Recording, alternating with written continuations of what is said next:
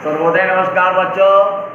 आज मैं 10वीं वर्ग के छात्रों को स्पर्श भाग 2 पद्य खंड पाठ 4 मनुष्यता कविता का प्रश्नोत्तर अभ्यास कराऊंगा।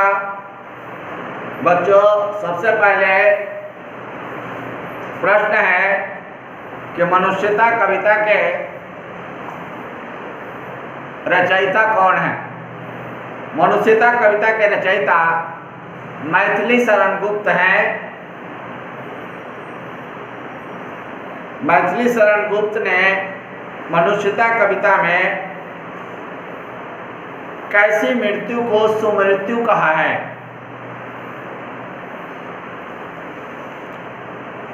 कवि जिस मृत्यु को से संसार के व्यक्ति के मरने के बाद भी संसार के व्यक्ति जिसे याद करे उस मृत्यु को सुमृत्यु कहा है। कवि कहते हैं कि जिस मृत्यु को संसार व्यक्ति के मरने के बाद भी स्मरण करे वह सुमृत्यु है। वस्तुतः कवि यहाँ कर्मशील, उदार और परोपकारी व्यक्ति की मृत्यु को सुमृत्यु मानते हैं, जिसने लोक कल्याण के लिए अपना जीवन जिया है, परोपकार के लिए परोपकार करते हुए मृत्यु को प्राप्त किया है, उसकी मृत्यु को सुमृत्यु कहा है।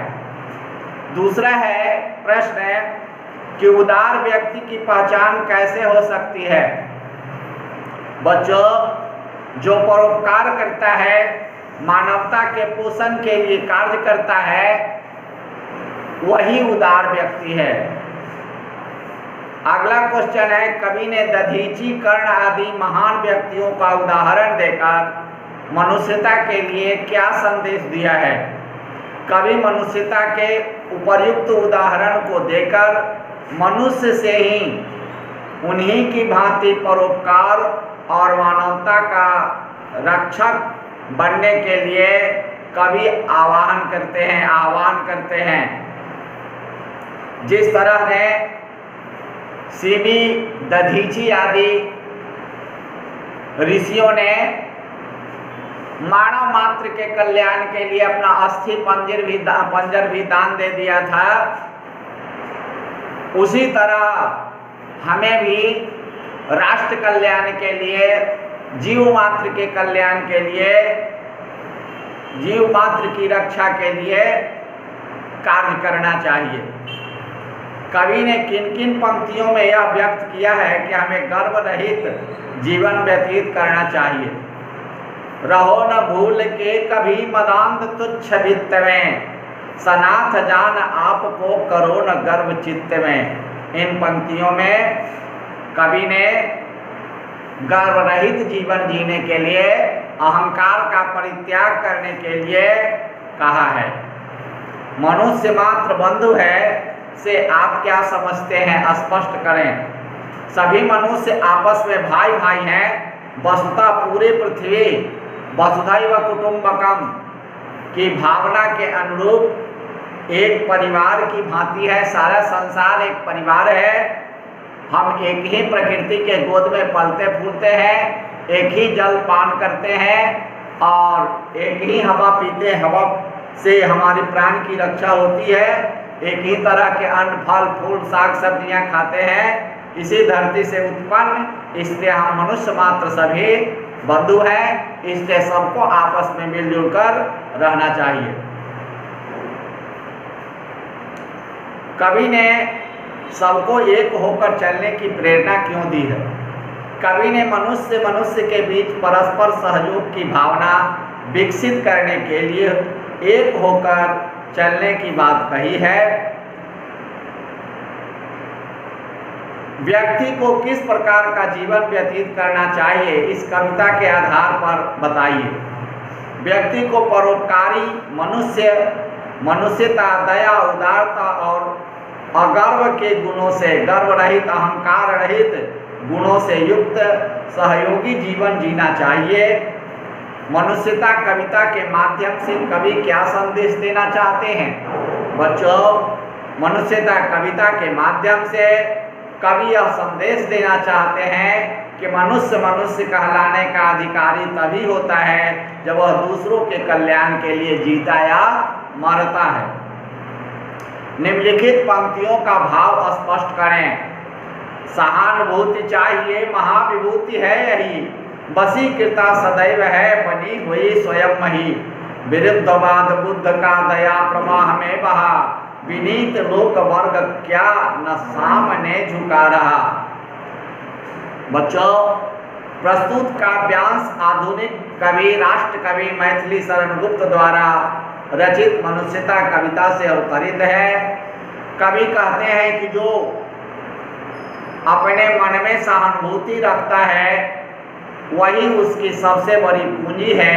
दूसरों के वश में रहना अर्थात दूसरों की सेवा करना ही अपने आप में बड़प्पन है।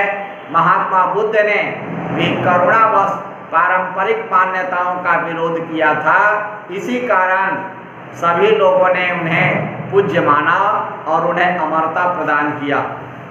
रहो न भूल के कभी मदांध तुच्छ वित्त में, सनाथ जान आपको करो न गर्व चित्त में।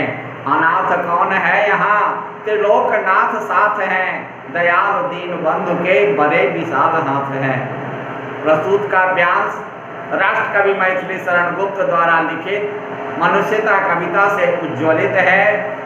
प्रस्तुत काव्यांश में कवि कहते हैं कि तुच्छ धन दौलत प्राप्त करके मनुष्य को अभिमान नहीं करना चाहिए, घमंड नहीं करना चाहिए। अगर कोई व्यक्ति समर्थ है तो उसे गर्व नहीं करना चाहिए। यहाँ धरती पर एक से बड़ा एक है, कोई बेसहारा नहीं है। जेकर नाथ बोले नाथ वो नाथ कैसे होई, जिसके साक्षात परब्रह्म परमात्मा नाथ है, स्वामी है, रक्षक है, वो भला अनाथ कैसे हो सकता है।